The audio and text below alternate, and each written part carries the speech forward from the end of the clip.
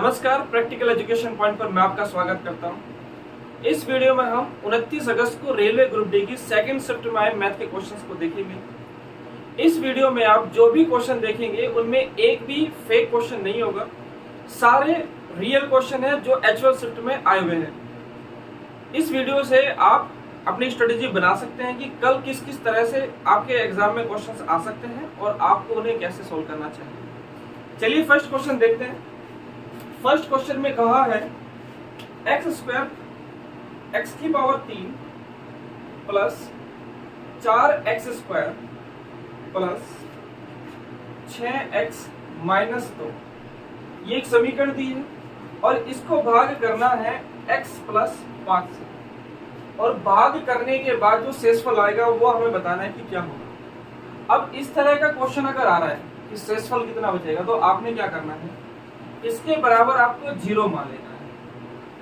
तो x की value क्या निकल के आएगी, यहाँ से इधर जाएगा ये, तो माइनस के 5 निकल के आएगा। तो x का मान ये आप इसमें पुट कर दीजिए और पुट करने के बाद जो भी बचेगा वो सब क्या होगा, शेषफल होगा। तो आप रख दीजिए इसमें। तो x का मान माइनस के 5 आप इसमें रखेंगे, तो माइनस के 5 की पावर 3 प्लस 4 माइनस के 5 की पावर 2 प्लस 6 गुना माइनस के 5 और माइनस के 2। कैलकुलेशन करते जाइए बस। यह आएगा 125 माइनस क्या आएगा, क्योंकि माइनस की पावर अगर सम होती है तो ये प्लस का बन जाता है, और अगर माइनस की पावर विषम है तो ये माइनस का बन जाएगा। ऐसे यहाँ पे माइनस की पावर सम है तो ये प्लस का हो जाएगा। 5 पंजे 25 और 25 चौका 100। ये माइनस का रहेगा, माइनस के 30 और माइनस के 2। इसको आप कैलकुलेट करेंगे तो ये आएगा माइनस के 25 माइनस के 30 और माइनस के 2। इसकी कैलकुलेशन करेंगे तो ये आएगा माइनस के 57। ये इसका आंसर होगा। ये शेषफल। लेकिन कई बार होता क्या है कि शेषफल वो माइनस में नहीं देता। एक्चुअल में जो रियल शेषफल होता है वो माइनस में होता ही नहीं। हो सकता है कि एग्जाम में इस तरह से ऑप्शन आया हो, मुझे इस बात में जानकारी नहीं है कि उसने ये बताया नहीं कि माइनस में था या नहीं था। लेकिन अगर माइनस में है तो ये इसका आंसर होगा, और अगर माइनस में नहीं है तब आपने क्या करना है, इस 57 को जिससे आपने भाग किया, भाग किससे किया है, x प्लस 5 से, तो उसमें से आप 57 माइनस कर दीजिए बस। तो प्लस वाला जो रिमाइंडर होगा, जो शेषफल होगा, वो निकल के आ जाएगा। तो कितना आएगा ये, x माइनस के 52। तो रियल जो शेषफल आएगा वो ये आएगा, और अगर ये नहीं है तो ये होगा। इन दोनों में से एक आपको आंसर मिलेगा। क्लियर है बात। चलिए अब नेक्स्ट क्वेश्चन देखते हैं हम। नेक्स्ट क्वेश्चन मेंसुरेशन से है। देखिए ऐसा देखा जा रहा है कि लगभग हर शिफ्ट में मेंसुरेशन से मिनिमम 2 क्वेश्चन तो आ रहे हैं, और कुछ शिफ्ट में 3 क्वेश्चन तक भी आए हैं। तो आपको क्या करना है, कुछ फॉर्मूले हैं उनको आपको याद रख लेना है, क्योंकि उन पर डायरेक्ट क्वेश्चन पूछा जा रहा है, ऐसे घुमा फिरा के क्वेश्चन नहीं पूछा जा रहा है। तो फॉर्मूले क्या है, जैसे बेलन का आयतन, ये याद रख लीजिए आप। बेलन का वक्र पृष्ठ, बेलन का संपूर्ण पृष्ठ,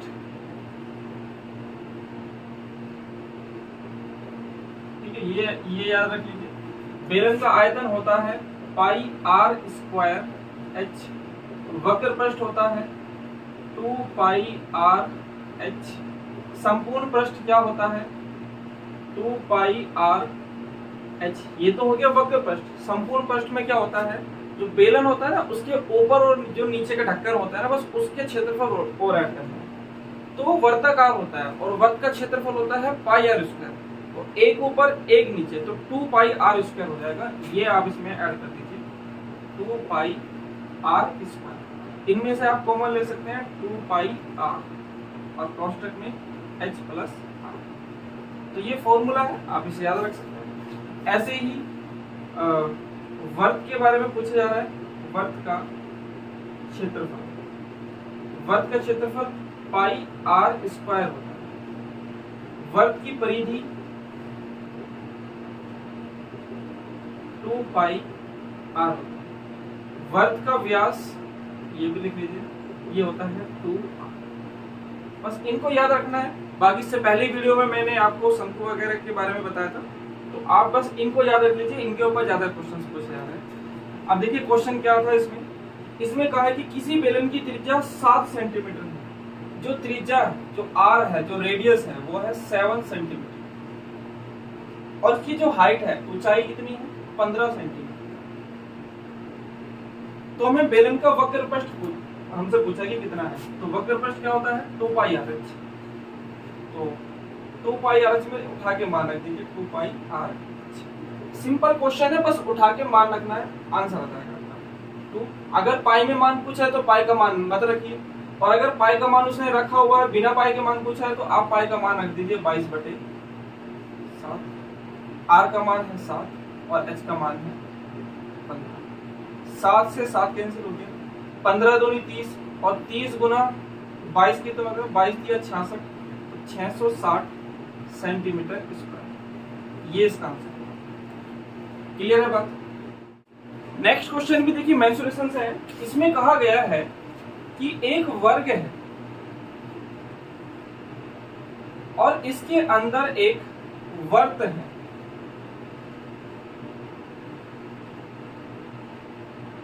इस वर्ग की जो भुजा है वो है 7 सेंटीमीटर। तो हमें बताना है ये जो वर्त है इसका क्षेत्रफल कितना होगा, ये बात हमें बताना है। ये क्वेश्चन आपके एग्जाम में आया हुआ है। तो कैसे करना है देखिए, जो इसकी जो भुजा है वही इस वर्त का क्या होगा, व्यास होगा। तो इस वर्त का व्यास कितना है 7 सेंटीमीटर। तो 7 सेंटीमीटर व्यास मान के आप इसका क्षेत्रफल निकाल लीजिए। तो क्षेत्रफल होता है पाई आर स्क्वायर। ये क्षेत्रफल का फॉर्मूला ये लिखा हुआ है। अब इसमें आर का मान क्या रखेंगे आप, ये होता है व्यास का आधा। जब व्यास 7 है तो त्रिज्या क्या होगी 7/2। तो आप इसका मान 7/2 रख सकते हैं। आप इसमें मान रखिए, पाई का मान रख सकते हैं आप 22/7। आर का मान क्या रखेंगे 7/2 गुना 7/2।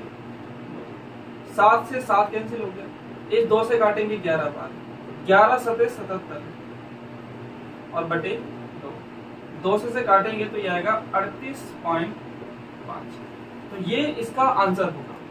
और अगर मान लीजिए आपसे एग्जाम में पूछा जा रहा है कि ये जो स्थान है, खाली जो स्थान है, इसका क्षेत्रफल कितना होगा, तो इसे निकालने के लिए आप क्या करेंगे, इस पूरे वर्ग के क्षेत्रफल में से इस वर्त का क्षेत्रफल घटा देंगे तो इसका क्षेत्रफल आ जाएगा ये जो कोने बचे हुए हैं। तो इस वर्ग का क्षेत्रफल क्या होता है, वर्ग का क्षेत्रफल होता है भुजा गुना भुजा, यानी कि 7 गुना 7, तो 7 7 49। तो आपने क्या करना है, इस वर्ग के क्षेत्रफल यानी कि 49 में से माइनस कर देना है इस वर्त का क्षेत्रफल। वर्त का क्षेत्रफल कितना है 38.5। इसको माइनस करेंगे तो ये आएगा 10.5, इतना सेंटीमीटर स्क्वायर। ये होगा इसका आंसर। बात समझ में आई? नेक्स्ट क्वेश्चन एडवांस मैथ से है। इसमें कहा गया है कि x² माइनस 6x + 14 बराबर है 0। इसमें मूलों का योग पूछा है उसने, या मूलों का गुणनफल पूछा है। 2 चीज आपसे पूछा जा सकती है इसमें। मूल होते हैं अल्फा और बीटा। मूलों का अगर योग पूछा है तो अल्फा प्लस बीटा का मान पूछा है इसका मतलब से। और अगर मूलों का गुणनफल पूछा है यानी कि अल्फा इंटू बीटा का मान पूछा है कि क्या होगा, ये क्वेश्चन। अब देखिए इसके लिए आपको क्या करना होगा, नेक्स्ट क्वेश्चन भी इसी तरह से है, यानी कि इस तरह के 2 क्वेश्चन आपके शिफ्ट में आए हैं सेकंड शिफ्ट में।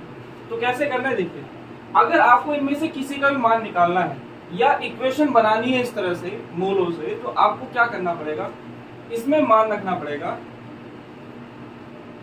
x² माइनस के alpha plus beta into x plus alpha into beta, ये इसका मान होगा। इसके बराबर क्या होगा 0। तो ये इक्वेशन है एक। अब इसमें मान रखिए आप इक्वेशन बना सकते हैं, यानी कि मूलों का योग और मूलों का गुणनफल आप यहाँ पर रख दीजिए, तो यहाँ से इक्वेशन बनकर तैयार हो जाएगी। और अगर मान लीजिए आपको इक्वेशन दी है और आपसे मूलों का योग और मूलों का गुणनफल पूछा है, तो आप इसकी कंपैरिजन इससे कर दीजिए, आंसर आ जाएगा। देखिए यहाँ पर माइनस होना चाहिए, माइनस है, ठीक है। तो यहाँ पर अल्फा प्लस बीटा का मान क्या है 6 है इसका मतलब। अगर आप अल्फा प्लस बीटा का मान 6 रख देंगे इसमें तो ये ऐसा ही बन जाएगा बिल्कुल। इसका मतलब मूलों का जो योग है वो कितना है 6। यहाँ पे देखिए अल्फा बीटा का मान क्या है, अल्फा इंटू बीटा का मान कितना है 14। तो मूलों का जो गुणनफल है अल्फा इंटू बीटा वो कितना है 14। कई बार होता क्या है इसके साथ में कुछ लिखा होता है, तो आपको क्या करना है सबसे पहले उससे इसको भाग कर देना है। यानी कि जैसे यहाँ पे 5x² लिखा तो 5 से आप भाग कर दीजिए, फिर यहाँ से आप कंपैरिजन करिए, तब आप इसका आंसर निकाल पाएंगे। बात समझ में आ रही है आप लोगों को? चलिए अब हम नेक्स्ट क्वेश्चन देखते हैं। नेक्स्ट क्वेश्चन में बिल्कुल सेम ऐसा ही है। नेक्स्ट क्वेश्चन में उसने कहा है किसी समीकरण का एक जो मूल है यानी कि अल्फा वो है 2 + √3 ये है, तो वह समीकरण हमें ज्ञात करनी है। अभी आपको बताया है कि अगर आपको मूल दिए हैं और समीकरण आपसे पूछी जा रही है तो आपको इसमें मान रखना है, यानी कि हमें मूलों का योग निकालना है और मूलों का गुणनफल निकालना है। उठा के मान इस इक्वेशन में रखना है, आंसर आ जाएगा। सिंपल क्वेश्चन है, लेकिन उसने मूल दिया है सिर्फ एक ये वाला, तो दूसरा मूल क्या होगा वो हमें समझना है। देखिए दूसरा मूल निकालने के लिए √ से आगे यहाँ पे प्लस है तो माइनस कर देंगे, दूसरा मूल आ जाएगा, और अगर प्लस है तो माइनस कर देंगे, दूसरा मूल आ जाएगा। क्लियर है बात? तो बीटा का मान निकालने के लिए यहाँ पर प्लस है तो बस यहाँ पर माइनस लगा दीजिए, ये आ जाएगा। और अगर मान लीजिए इस तरह से दिया हुआ है √3 + 2, बीटा का मान अगर आपसे पूछा है ये आपको निकालना पड़ रहा है, तो ऐसे नहीं कि यहाँ पे लगाएंगे प्लस माइनस, यहाँ पे नहीं, √ के आगे ही लगना है, इस बात का ध्यान रखना। तो यहाँ पे प्लस है तो यहाँ पे माइनस लगा दीजिए, ये बीटा का मान यानी कि इसका दूसरा मूल आ जाएगा। तो फिलहाल इसके बारे में बात चल रही है, तो इससे हमें क्या करना है, पहले योग निकालना है और फिर गुना निकालनी है, और उठा के मान इसमें रख देना। अल्फा प्लस अगर बीटा का मान निकालेंगे तो अल्फा का मान कितना है 2 + √3, और बीटा का मान क्या है इसको रखिए 2 - √3, माइनस √3 से प्लस √3 माइनस कैंसिल हो गया, बचा कितना 2 और 2 4। अल्फा प्लस बीटा का मान तो आता है 4। अब हमें दोनों की गुणा करनी है, अल्फा इंटू बीटा हो जाएगी, तो दोनों की जब हम गुणा करेंगे 2 + √3 इंटू 2 - √3 यह। अब देखिए फॉर्मूला बन रहा है, ये फॉर्मूला किसका बन रहा है a² - b² का। इसका फॉर्मूला क्या होता है, एक बार इनको जोड़ा जाता है और एक बार इनको घटाया जाता है, यानी कि a + b into a - b। यहाँ पर आपको ये सिचुएशन दी है तो इससे आप ये बना लीजिए, ये सिचुएशन आपको मिल रही है तो इससे आप ये वाली सिचुएशन बना लीजिए, यानी कि a² - b², a² यानी कि 2 का स्क्वायर, 2 का स्क्वायर होता है 4, माइनस b² यानी कि √3 का स्क्वायर, √3 का स्क्वायर हो जाएगा 3, तो 4 में से 3 घटाएंगे कितना आएगा, तो अल्फा इंटू बीटा का मान कितना आता है 1 आता है। तो यहाँ से आप मान अल्फा इंटू बीटा का मान आ गया और अल्फा प्लस बीटा का मान आ गया, इन दोनों को उठा के आप इसमें रख दीजिए और इक्वेशन आपकी तैयार हो जाएगी। देखिए मान रखेंगे क्या आएगा, x² minus alpha plus beta का मान क्या है 4 है, तो यहाँ पर 4 रखेंगे तो माइनस के 4x हो जाएगा, ये प्लस अल्फा इंटू बीटा का मान क्या है 1, तो +1 बराबर क्या होगा, तो ये इक्वेशन बन के तैयार होगी। तो ये इसका आंसर। क्लियर है बात समझ में आ रही है? नेक्स्ट क्वेश्चन चक्रवृद्धि ब्याज से है।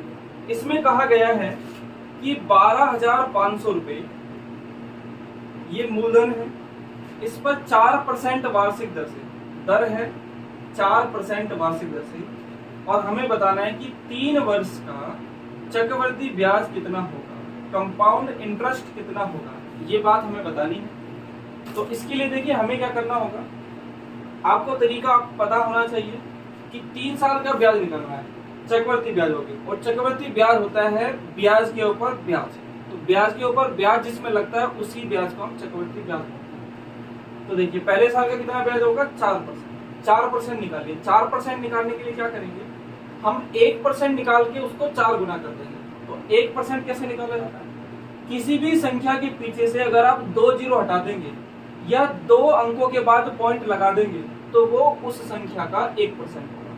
तो 2 जीरो हटा दीजिए, 1% आएगा इसका 125। 1% जब 125 है तो 4% कितना होगा, 125 चौका कितना होता है, 500। तो पहले साल का जो चक्रवृद्धि ब्याज आएगा वो 500 आएगा।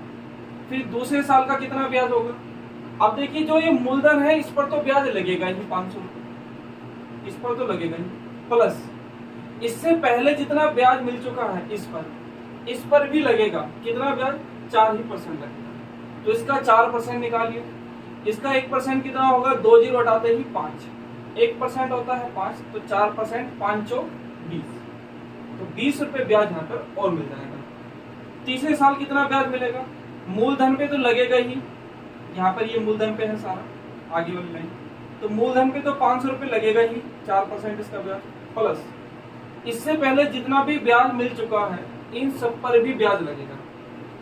तो इसका 4% कितना होगा, अभी हमने निकाला है 20, प्लस इसका 4% कितना होगा, 20 ही होगा इसका, और इसका 4% कितना होगा, देखिए 2 अंक के बाद पॉइंट लगाएंगे तो 1% आ जाएगा, तो यहाँ पे पॉइंट लगाना पड़ेगा, तो 0.2 ये आएगा इसका 1%, तो 4% कितना होगा, इसमें 4 की गुना कर देंगे तो 0.8 आएगा, 0.8, ये इसका 4%।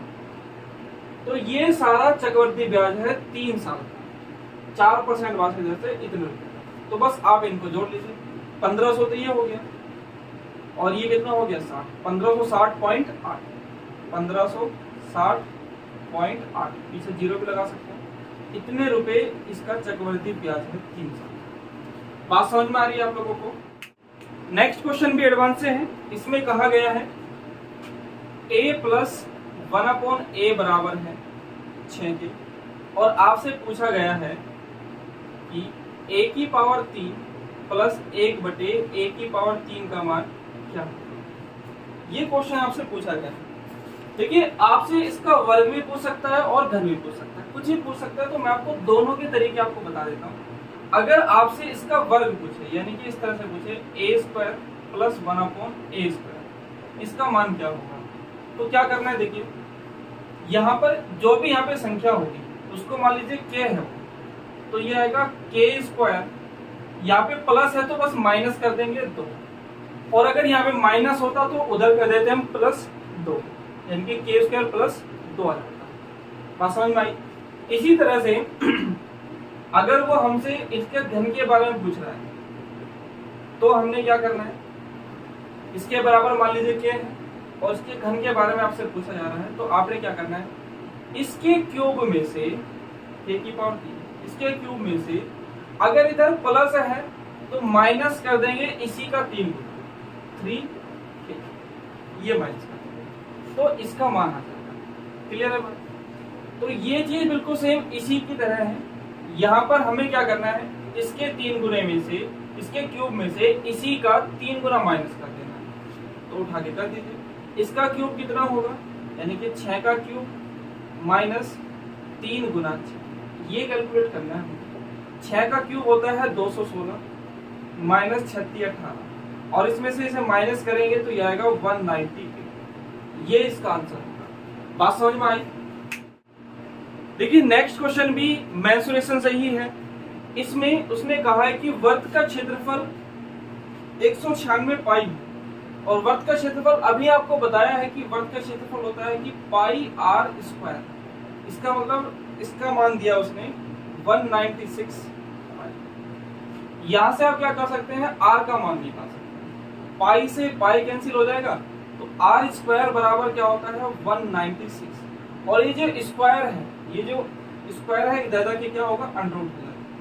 आर का मान क्या होता है, इसका √ होगा 14, तो आर का मान आता है यहाँ पर 14। उसने हमसे पूछा है कि इसकी परिधि कितनी होगी। परिधि का फॉर्मूला भी आपको अभी बताया है कि 2 पाई आर होता है, ये होता है परिधि, वर्ग की परिधि का फॉर्मूला।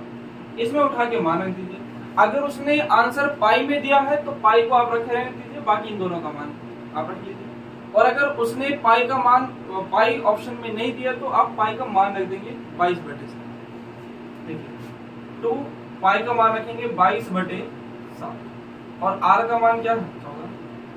7 से काटेंगे 2 बार, 2 दूनी 4, 4 गुना 22 होते हैं, 4 दूनी 8, 4 दूनी 8, 88 सेंटीमीटर, ये इसकी परिधि। बात समझ में आई। नेक्स्ट क्वेश्चन सिंप्लीफिकेशन से है, हमें इसको सॉल्व करना है कि इसका सॉल्व करके मान क्या आएगा। देखिए कॉमन लेने का तरीका मैं बता देता हूँ कि गुना में कॉमन कैसे लिया जाता है। जैसे इस तरह से संख्या है 10 गुना 14 गुना 18, ये चीज है। इनमें से हमें कॉमन लेना है, तो कॉमन किस तरह से लिया जा सकता है समझिए आप लोग। इस तरह से हम ले सकते हैं, देखो यहाँ पर इसे हम क्या लिख सकते हैं 5 गुना 2, इसे लिख सकते हैं हम 5 गुना 2। इसको हम किस तरह से लिख सकते हैं 7 गुना 2। इसको हम किस तरह से लिख सकते हैं 9 गुना। तो आप इसमें ऐसे कर सकते हैं कि 2 इसमें है, 2 इसमें है, 2 इसमें, तो आप ये कॉमन ले लीजिए। कॉमन का मतलब ये नहीं है कि आप सिर्फ 2 ही बाहर लेंगे, इसका भी 2, इसका भी 2, इसका भी 2, यानी कि 2 गुना 2 गुना 2, इस तरह से कॉमन ले सकते हैं। और अंदर भी बचेगा क्या 10 जगह कितना रह गया 5 गुना, ये रह गया 7 और ये रह गया। इसको हम इस तरह से लिख सकते हैं, यानी कि 2 इसका बाहर आ गया, 2 इसका बाहर आ गया और 2 इसका बाहर आ गया, तो बचा क्या, इनकी कैलकुलेशन करेंगे तो वापस यही बन जाएगा। वैसे ही आप यहाँ पे कर सकते हैं, क्योंकि देखो नीचे 2 2 है, ये 8 है, तो ऊपर से भी 8 ही कॉमन आएगा। 2 इसका आएगा, 2 इसका, 2 इसका, 8 यहाँ पर आएगा कॉमन। ऐसे यहाँ पर भी 2 है, यहाँ पर भी 2 है, यहाँ पर 2 है, सब गुना में है तो 8 यहाँ पर कॉमन आएगा। फिर इसमें से और इसमें से दोनों में से इकट्ठा 8 कॉमन आ जाएगा और उस 8 से ये 8 कैंसिल हो जाएगा। बात समझ में आई? तो देखिए कैसे करना है। इसमें से 8 कॉमन लेंगे तो ये आएगा 0.1, 0.1 बचेगा। इसमें से भी इसका 2 कॉमन आ गया, इसका भी 2 कॉमन आएगा तो ये भी 0.1 बचेगा। इसमें से भी 2 कॉमन आएगा तो ये भी 0.1 बचेगा, तो इसका 8 बाहर आ गया। इसी तरह से इसका भी 8 बाहर आएगा तो ये आएगा 0.01 गुना 0.01 गुना 0.0, ये बस ठीक है। और नीचे कितना है 2 3 4 2 8, ये बात समझ में आई? अब देखिए आप क्या कर सकते हैं, इधर भी 8 है, इधर भी 8 है, तो आप दोनों में से 8 कॉमन ले लीजिए। यहाँ पर बड़ा ब्रैकेट लग जाएगा, बात समझ में आई? तो आप इससे इसको माइनस कर दीजिए, ये तो कैंसिल हो गया, ये इससे कैंसिल हो गया। अब बस इसको कैलकुलेट करना है। पॉइंट यहाँ पे हटाएंगे तो नीचे 1 0, इसके कारण भी 1 0, इसके कारण भी 1 0, यानी कि यहाँ पर आ जाएगा 1/1 के पीछे 1 2 और 3 0 आ जाएगा। माइनस यहाँ पर भी 1 गुना 1 गुना 1 रहेगा, लेकिन नीचे कितने 0 आएगी 2, तो ये 2 4 और 2 6, तो 6 0 यहाँ पर आ जाएगा। क्लियर है बात? अब यहाँ पर आप एलसीएम लेंगे, 1 के पीछे 6 0, 1 0, तो यहाँ पर देखो 3 0 तो है, बाकी 3 0 गुना करनी है, यानी कि 1000 की गुना करनी है, तो 1000 की गुना आपको ऊपर भी करनी पड़ेगी। 1000 माइनस, इधर कुछ करने की जरूरत ही नहीं, तो माइनस, तो यहाँ पर आएगा 999/10 लाख। और इसको कैलकुलेट करेंगे, देखो नीचे 6 0 है, यानी कि अब इसे भाग करेंगे तो पॉइंट के बाद 6 अंक आने चाहिए। तो 3 अंक के लिए तो यहाँ पे 3 9 है, 3 अंक में तो ये 3 9 आ जाएगी, बाकी 3 0 आप इसमें और लगा दीजिए, पॉइंट यहाँ पे लग जाएगा, तो 0.30 और 3 9, ये इसका आंसर है। बात समझ में आ रही है आप लोगों को? नेक्स्ट क्वेश्चन कैलेंडर से है। इसमें कहा गया है कि 25 जनवरी 2016 को सोमवार था, तो 8 नवंबर 2015 को कौन सा दिन था? इसमें देखिए आप अपने हिसाब से इसको एडजस्ट करिए, जो डेट पहली है उसको आप ऊपर रखिए और जो डेट बाद की है उसको आप नीचे रखिए, ताकि आप कैलकुलेशन सही से समझ सकें बस।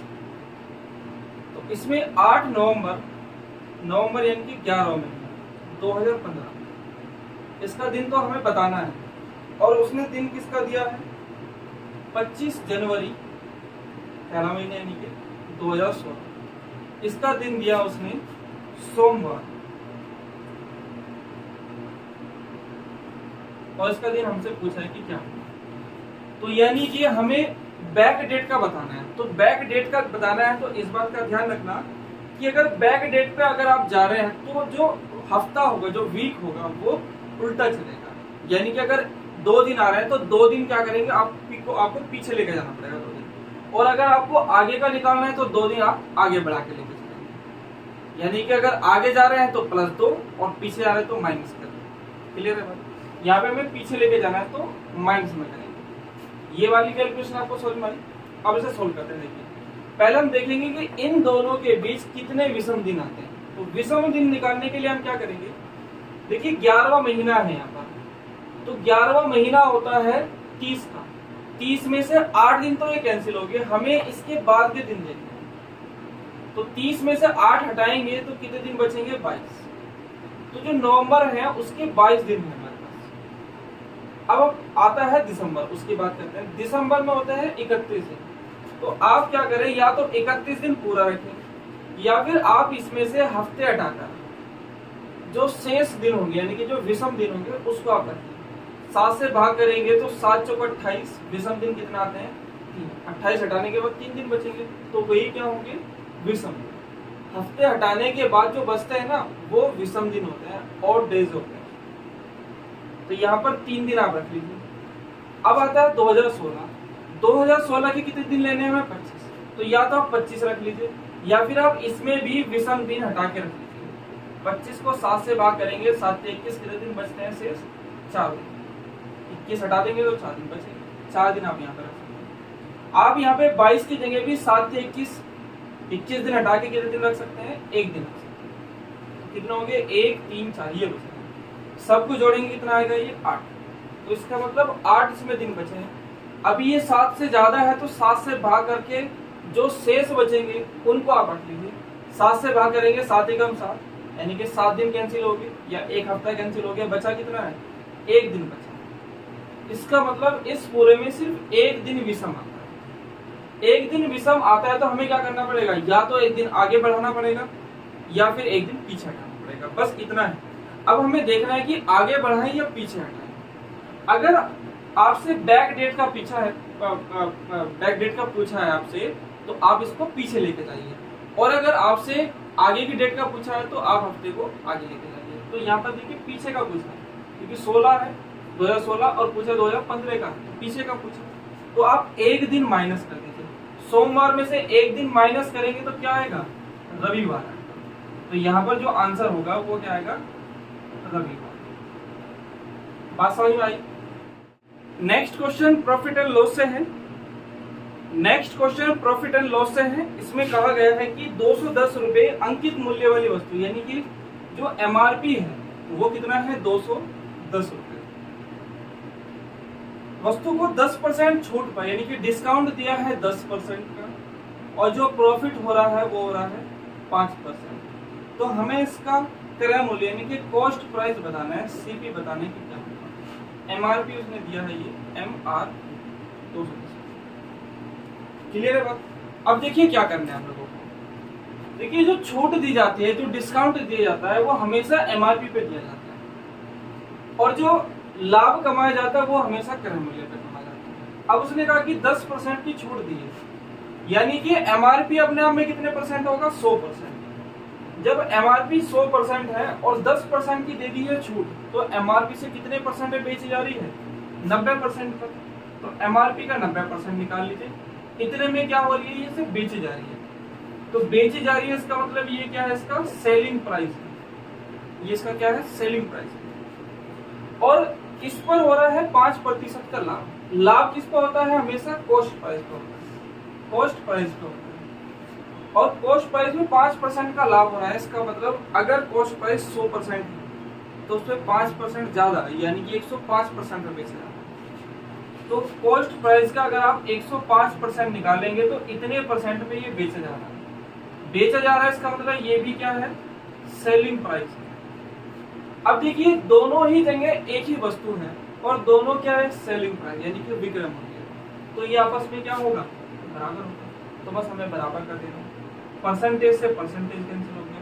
5 से काटेंगे 21 बार, 5 से काटेंगे 18 बार, यानी कि कॉस्ट प्राइस का 21 गुना बराबर होगा एमआरपी के 18 गुना। तो यहाँ पे कॉस्ट प्राइस और एमआरपी इस तरह से मानना है आपको। इसको ऐसे मानना है कि यदि इसमें 21 की गुना करें आप, और इसको ऐसे मानना है कि यदि आप इसमें 18 गुना करें तो ये आपस में बराबर हो जाए। तो ऐसे केस में आपको क्या करना है, आप चाहो तो इसे और छोटा कर सकते हैं काट के, यहाँ पे भी कर सकते थे आप काट के। 3 से काटेंगे इसे 7 बार, 3 से काटेंगे 6 बार, यानी कि इसका 7 गुना और इसका 6 गुना। आगे नहीं करना है, काटो या ना काटो, आंसर आपका वही आना है। क्लियर है। तो आप इसमें क्या कर सकते हैं, ऐसे केस में इधर अगर 6 है तो आप इसको 6 मान लीजिए, इधर अगर 7 है तो आप इसको 7 मान लीजिए। तो ये देखिए बराबर हो गया होगा, 7 6 42 और 7 6 7 42। तो ये आपस में क्या है, बराबर। यानी कि कॉस्ट प्राइस अगर 6 रुपए है तो इसका जो एमआरपी है वो कितना होगा, 7 रुपए होगा। जबकि एमआरपी उसने बोला कितना है कि ये 210 रुपए है। तो हमारा तो आ रहा है 7 रुपए एमआरपी, उसका आ रहा है 210 रुपए एमआरपी। यानी कि हमारा जो 7 है उसकी 210 के इक्वल है। तो हमारे एक की वैल्यू क्या होगी, 7 से काउंट कर दीजिए, एक की वैल्यू आती है कितनी। हमें बताना है कि इसका कॉस्ट प्राइस कितना होगा। कॉस्ट प्राइस हमारे हिसाब से कितना है, ये 6। तो 6 की वैल्यू देख लीजिए कितनी होगी। जब हमारे एक की वैल्यू इतनी है तो हमारे 6 की वैल्यू कितनी होगी, गुना 6 कर देंगे। 7 तिया 21, 30 बार, और 6 तिया 18, 180 इसका क्या होगा, कॉस्ट प्राइस होगा, क्रय मूल्य होगा। बात समझ में आ रही है आप लोगों को।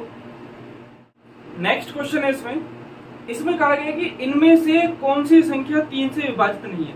देखिए 4 संख्याएं आपको दी गई थी ऑप्शन में, वे बड़ी बड़ी संख्या थी और उनमें आपको देखना था कि 3 से कौन सी विभाजित नहीं होगी। तो आपको बस इसके तरीके पता होने चाहिए।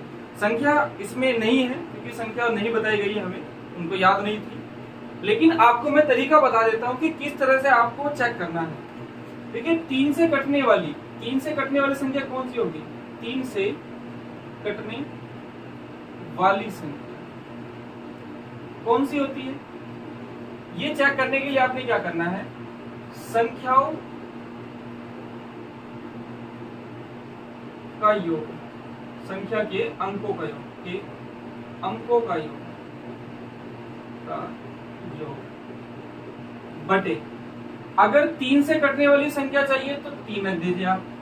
अगर 3 से पूर्णतः कट रहा है तो पूरी संख्या भी 3 से कटेगी इसका मतलब। ऐसे ही अगर आपको 9 से कटने वाली चाहिए तो आप संख्या के अंकों का योग जो होगा उसे आप 9 से भाग कर दीजिए।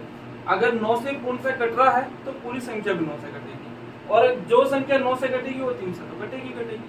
बात समझ में आई। जैसे एक क्वेश्चन में यहाँ पे ले लेता हूँ, 5 4 3 8 7 ये संख्या है। अब हमें चेक करना है कि 3 से कट रही है कि नहीं कट रही है। तो 3 से कट रही है तो हमने क्या करना है, सबको जोड़ लेना है, इनके अंकों को जोड़ लेना है। 5 4 9 3 12 8 20 और 7 27। तो अंकों का जो योग आता है ना वो कितना आता है, 27। क्या ये 27 3 से कटता है, बिल्कुल कटता है। और अगर 3 से कट रहा है इसका मतलब ये 3 से पूरी संख्या भी कटेगी, पूरी संख्या 3 से कटेगी। ऐसे ही अगर ये संख्या 9 से कट रही होती, जो ये योग है ये 9 से कट रहा होता तो पूरी संख्या भी 9 से कटेगी। देखो 9 से कट रहा है तो पूरी संख्या भी 9 से कटेगी। आप चाहो तो काट के देख लेना, ये पूरी संख्या 9 से कटेगी। क्लियर है बात, तरीका समझ में आया आप लोगों को ये। चलिए नेक्स्ट क्वेश्चन देखते हैं हम। नेक्स्ट क्वेश्चन पाइप और टंकी से है। इसमें कहा गया है कि 15 लीटर की बाल्टी को भरने में 9 मिनट लगते हैं, तो 25 लीटर की बाल्टी भरने में कितना समय लगेगा। देखो ये जो क्वेश्चन है ना, इसकी संख्या थोड़ी सी चेंज मैंने करी है क्योंकि इसकी करेक्ट संख्या हमें नहीं मिली है, उन्होंने सही से नहीं बताया था, लेकिन अपने हिसाब से हमने थोड़ा सा एडजस्ट करने की कोशिश करी है। आप इसको समझिए कि किस तरह से आपको ऐसे क्वेश्चन करने हैं। संख्याओं में चेंज है, बाकी लैंग्वेज सेम। क्वेश्चन में कहा उसने कि 15 लीटर की बाल्टी को भरने में 9 मिनट लगते हैं। अगर 15 लीटर की बाल्टी है तो इसे भरने में लगे हैं 9 मिनट। तो हमें बताना है कि 25 लीटर की बाल्टी भरने में कितना समय लगेगा, ये क्वेश्चन है। तो कैसे करना है, देखिए आप ये निकाल लीजिए कि 1 लीटर की बाल्टी को भरने में कितना समय लगता है। अगर 1 लीटर पानी भरने में जितना भी समय लगेगा, 25 लीटर की बाल्टी भरने में उससे 25 गुना समय लग जाएगा, तो उसे गुना 25 कर देंगे। देखिए कैसे, जैसे 9 लीटर की बाल्टी है, ये 9 मिनट में कितने लीटर भरा जा रहा है, यानी कि 15 लीटर। तो 15 लीटर अगर 9 मिनट में भरा जा रहा है तो 1 लीटर कितने मिनट में भरेगा, इतने लीटर भरा जा रहा है तो इतने से ही भाग कर दीजिए। तो 1 लीटर इतने मिनट में भरा जाएगा, 1 लीटर इतने मिनट में भरा जाएगा। तो 15 लीटर कितने मिनट में भरा जाएगा, 25 लीटर कितने मिनट में भरा जाएगा। जब 1 लीटर इतने मिनट में भरा जा रहा है तो 25 लीटर तो उससे 25 गुना समय भरा जाएगा, गुना 25 कर देंगे। अब बस कैलकुलेशन करना है, 5 तिया 15, 5 बजे 25, 3 से काटेंगे 3 बार, 5 तिया 15 मिनट, तो 15 मिनट इसका आंसर है। बात समझ में आ रही है आप लोगों को? और अगर मान लीजिए ये चीज समझ में नहीं आई है, वैसे तो समझ में आ गई होगी, लेकिन अगर फिर भी नहीं आई है तो आप इसमें क्या कर सकते हैं, आप यहाँ पे कर सकते हैं कि 15 लीटर 9 मिनट में भरी है तो 25 लीटर कितने मिनट में भरेगी। देखिए लीटर के नीचे लीटर, यानी कि जो क्वांटिटी है उसके नीचे क्वांटिटी रखेंगे, समय के नीचे समय रखेंगे। और ऐसे केस में आप क्रॉस मल्टीप्लाई भी कर सकते हैं। क्रॉस मल्टीप्लाई में आपने क्या करना है, जोन सा जोड़ा आपको पता है, ये वाला जो जोड़ा है, ये जो पेयर है, एक साइड ये है एक साइड ये है, दोनों पता है, तो इसको तो गुना करके रखिए आप ऊपर, और जोन सा नहीं पता है, ये नहीं पता है, तो इससे आप भाग कर दीजिए, इसको गुना करिए, यानी कि 9 गुना 25 और बटे इससे भाग कर दीजिए। देखिए सेम कैलकुलेशन है, यानी ये 9 गुना 25 बटे 9 गुना 25 बटे, तो इससे भी जो आंसर आएगा वो क्या आएगा, 15 मिनट आएगा। बात क्लियर है आप लोगों को? अब हम नेक्स्ट और लास्ट क्वेश्चन पे चलते हैं। ये क्वेश्चन त्रिकोणमिति से आया है। इसमें कहा गया है कि इसके बराबर क्या है तो इसका मान क्या होगा।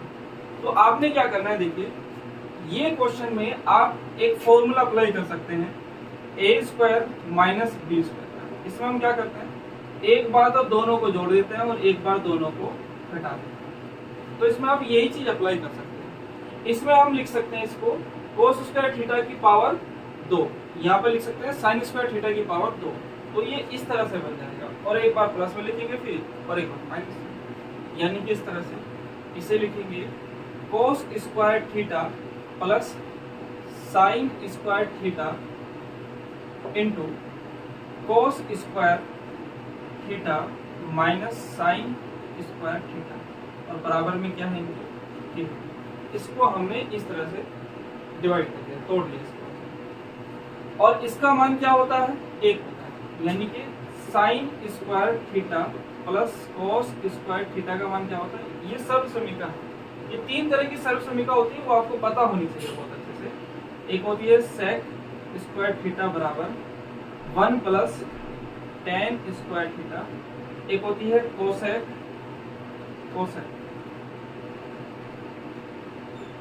थीटा बराबर होती है cot² थीटा प्लस 1। ये इनमें से हमें फिलहाल इसका यूज करना है, तो इसका मान क्या होगा, 1 होगा। उठा के आप यहाँ पे रखेंगे, देखो आगे पीछे लिखने से कोई फर्क नहीं पड़ेगा, है तो प्लस में ना, आगे पीछे रख सकते। तो इसका मान आएगा 1, और इसका मान 1 रखेंगे तो इसकी गुना जब इसमें करेंगे तो बस यही बचेगा। तो cos² theta minus sin² theta का मान कितना आएगा, k आ जाएगा, ये मान है। तो इस k के मान को उठा के आप यहाँ पे रख लीजिए, और इस 1 की वैल्यू क्या रखेंगे, देखो इस 1 की तो वैल्यू रख लीजिए ये, क्योंकि हमें इसी में मान चाहिए, तो इसका मान रख लीजिए, 1 की वैल्यू यहाँ से उठाकर ये रख लीजिए। तो sin² theta plus cos² theta, ये तो आ गया 1 के स्थान पर, प्लस देखो ऐसे नीचे भी रख लेंगे क्योंकि नीचे भी 1, तो sin² theta plus cos² theta, यहाँ पर आएगा माइनस। अब k की वैल्यू क्या है, ये इसको उठा के यहाँ पर रखिए, cos² theta minus sin² theta, ये रखेंगे, और यहाँ पर k की वैल्यू जब रखेंगे इसके आगे माइनस है, तो जो माइनस का है वो तो हो जाएगा प्लस का, जो प्लस का है वो माइनस का हो जाएगा, माइनस की गुना करते ही, तो ये तो हो जाएगा माइनस का cos² थीटा, और ये हो जाएगा प्लस का, प्लस sin², ये मान है। अब बस जो कट रहा है उसको काट दीजिए, ये माइनस का है ये प्लस का है, ये कैंसिल हो गया, ये प्लस का है ये माइनस का है, ये कैंसिल हो गया, एक माइनस प्लस कैंसिल हो गया, तो ये कितना बचा है, ये आया है 2 cos² थीटा बटे ये साइन और ये भी साइन, तो ये जुड़ के हो जाएगा 2 sin² थीटा, 2 से 2 कैंसिल हो गया। अब देखिए cos थीटा बटे sin थीटा क्या होता है, cot थीटा, और ये स्क्वायर है तो ये स्क्वायर में आ जाएगा, तो cot² थीटा, ये इसका आंसर आएगा। बात समझ में आ रही है आपको? अगर आपको ये जानकारी अच्छी लगी है तो वीडियो को लाइक और शेयर जरूर कर देना। नमस्कार।